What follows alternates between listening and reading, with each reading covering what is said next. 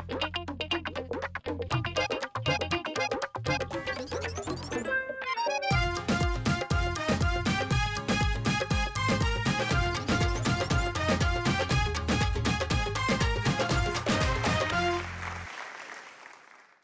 वालेकुम ख़वातीन हज़रात, शुरू करते हैं आज का हस्बे हाल। मैं हूं आपका मेज़बान फरीद रईस। और नाज़रीन, आज हमारे हस्बे हाल में गांव से कुछ लोग आए हैं अपने मसाइल को लेकर। उनकी तरफ चलते हैं और जानने की कोशिश करते हैं कि उनके पास या उनके मसाइल क्या हैं। अस्सलाम वालेकुम। जनाब, खैरियत है जनाब? जनाब बिल्कुल ठीक ठाक। बड़ी मेहरबानी बाबूजी, अल्लाह पाक जिंदगी से तंदुरुस्ती रखे और अल्लाह तरक्कियां दे जनाब। गल ये है कि अपना बेटे फरीद साहब है ना, फरीद साहब। बाबूजी गल ये है फरीद साहब कि हम सारे जो लोग हैं ना जी, हम शीरे वाली से आते हैं, हमारा गांव है शीरे वाली, वहाँ से हम हाजिर होते हैं।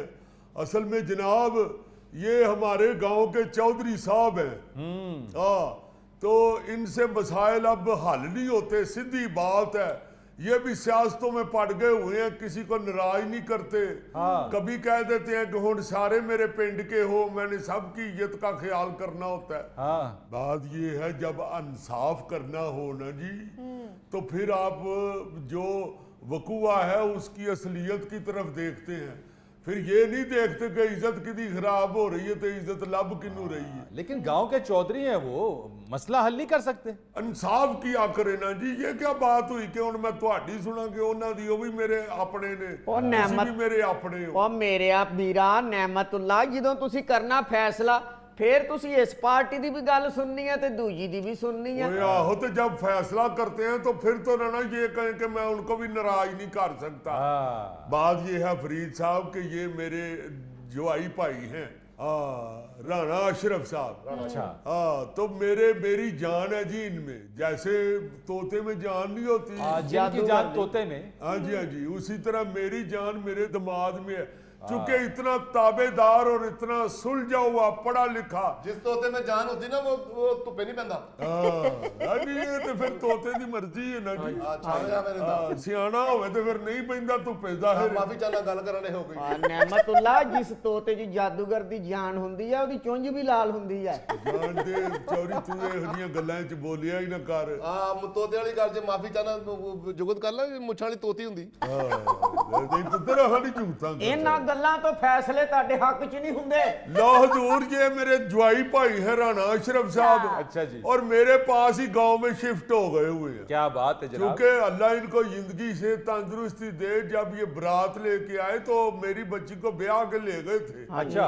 मगर जब आना जाना हुआ तो इन्होंने कहा कि आपके गांव के बड़े मसाइल हैं और बड़ा पस्ता हालत है आपके गांव की, तो मैं चाहता हूं कि आपके गांव को मैं तरक्की की राह पे गामजन कर दूं। मैं चाचे के पास ही रहता हूँ, मैंने चाचे के लिए दुनिया छोड़ दी है। घर दामाद बन गए आप। जी हाँ, मैंने ललियानी मैंने छोड़ा, पंबे चुगिया मैंने छोड़ा, फरूकाबाद मैंने छोड़ा, माँ बाप इसने छोड़े। गल हो जी ना करया कर, जितना इथे फिर हाथा पाई ओ ताया कर ले, की कर लेगा? अच्छा दादू, ताया है तेरा। बस यार ना लड़े। इस बात से ही आप समझ गए होंगे कि कितना बदतमीज आदमी है ये सका भतीजा जे मेरा। अब देखो बोलन किवें डे है चाचे दे नाल। चौधरी शहजाद नाम है जी मेरा। वो मेरा भाई है जी, वो जो परे बैठा हुआ है बेहिस्सा आदमी। आज तक ये बच्चे को कंट्रोल नहीं कर सका कि तेरा ताया लगता है तो तमीज ना बोलिया। मैं कभी बाबू जी भरा नहीं समझा, मैं इन्हों अपना बाप समझा। बच्चा ਇਹੋ ਜਿਹਾ ਅੱਜ ਕੱਲ ਮੂੰਹ ਜ਼ੋਰ ਹੱਥ ਨਹੀਂ ਹੁੰਦਾ। मुंह जोर है तो मुंह तोड़िया नहीं जाता। अब देखे फरीद साहब, अब मसला क्या है ताजा। मसला ये है कि ये भतीजे मेरे ने ना जी गांव में कनक खरीदी है 5000 रुपये मन। अच्छा भाई यही नहीं बोले, मगर हमारा हक बनता है कि अगर हमें कहीं से सस्ती चीज मिले तो हम खरीदे। बिल्कुल आपका हक है। मेरे दामाद ने, राणा साहब ने कहा कि अब्बा जी बात ये है चाचियों कि मैं अगर इससे सस्ती ला के कनक अपने गांव वालों को दूं तो मेरा ख्याल है दुआएं भी हैं और इज्जत में इजाफा भी होता है खिदमत करने से इंसानों की। मैं कहा बिल्कुल ठीक है। ये अपने गांव चले गए उधर है जी। इन्होंने अपने गांव में जाके जाते ही है ना जी पिंड अपने, तो सारा पिंड दरवाजे बंद कर लेता है।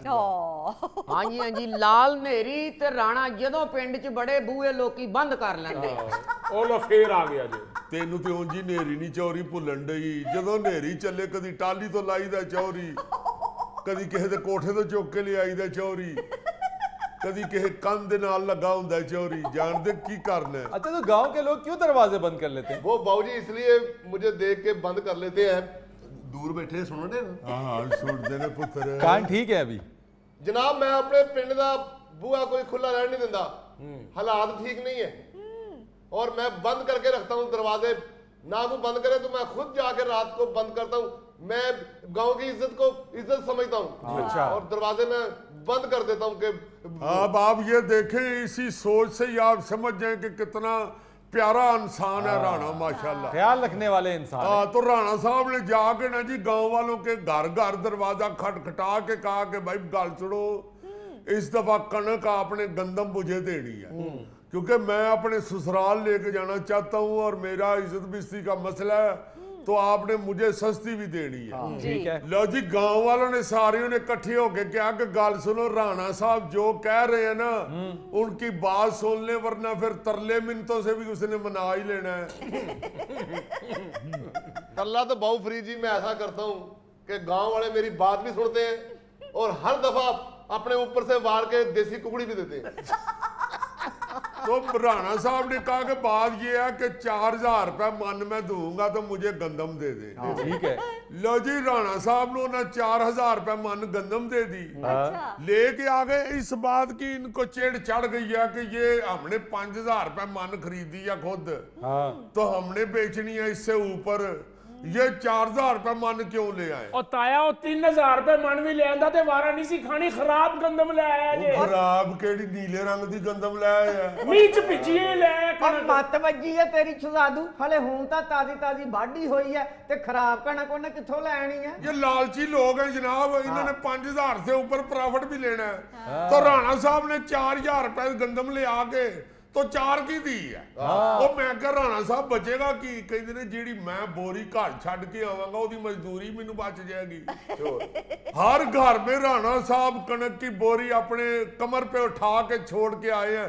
माशाल्लाह माशाल्लाह, मजदूरी का 18000 रुपया बचे है। अच्छा, हर घर में बोरी खुद छोड़ कर आए? हाँ जी, फिर राणा किस चीज की दवाई है राणा? मैं पिंड वाले काम नहीं कर दिंदा। पिंड च कोई बिल्ली छड़नी होवे दूर नहर ते मैं छड़ के आउना। कोई बकरी बीमार हो जाए, अल्लाह माफ करे, मोढ़ियां ते रख के मैं लेके जाना हस्पताल, नाल मुंह ना करना लोकी राह दे, हासे वाली गल नहीं बाबू जी, लोकी राह दे दिंदे आ कि राणा आउंडिया। कोई पिंड च विआह होवे, मैं मुंडे वालियां दा छुहारे वाला थैला कुड़ी वालियां घर छड़ के आउना। हाँ जी, ਇੱਕ ਦਿਨ ਆਪਣੇ ਘਰ ਛੱਡ ਆਇਆ ਤੇ ਫਿਰ ਉਹ ਬੇਇੱਜ਼ਤੀ ਹੋਈ ਹੈ ਨਾ ਰਾਣੇ ਦੀ। ਇਹ ਤਾਂ ਤੁਹਾਨੂੰ ਸਾੜਾ ਹੈ, ਇਹ ਤਾਂ ਤੁਹਾਨੂੰ ਸਾੜਾ ਹੈ। ਉਹ ਕਾਹਦਾ ਸਾੜਾ ਤਾਇਆ? घर छुहारे चले क्यों गए? असल च फरीद साहब, जिस तरह गांव के लोग प्यार करते हैं राणा साहब को, रब जानता हर बंदा कहता कि यार ये जवाई नहीं तेरा, ये ते पासे दा सोना है। मैं पासे दे सोने वर्गी सज्जण नहीं सुनियारा, ਬੱਲੇ हार बाबे कदरा नाल करना पिया गुजारा। मैं पासे दे सोने वर्गी सज्जण नहीं सुनियारा। ਤਾਇਆ ਪਾਸੇ ਦਾ ਸੋਨਾ ਜ਼ਰਾ ਪਾਸੇ ਰੱਖ। ਉਹ ਜਾਣਦੇ ਅੱਲਾ ਦੀ ਰਹਿਮਤ ਨਾਲ ਆਪਣਾ ਫਰੀਦ ਸਾਹਿਬ ਈਦ ਵਾਲੇ ਦਿਨ ਇਹੋ ਹੀ ਗਾਣਾ ਸੁਣਾ ਕੇ ਰਾਣਾ ਸਾਹਿਬ ਨੇ 1200 ਰੁਪਇਆ ਇਕੱਠਾ ਕਰ ਲਿਆ ਸੀ। ਇਹਨਾਂ ਨੂੰ ਤੇ ਮੌਤ ਹੀ ਐਵੇਂ ਨਾ ਕਿ ਰਾਣਾ ਸਾਹਿਬ ਅੱਲਾ ਕੇ ਫਜ਼ਲ ਸੇ ਹਰ ਕੰਮ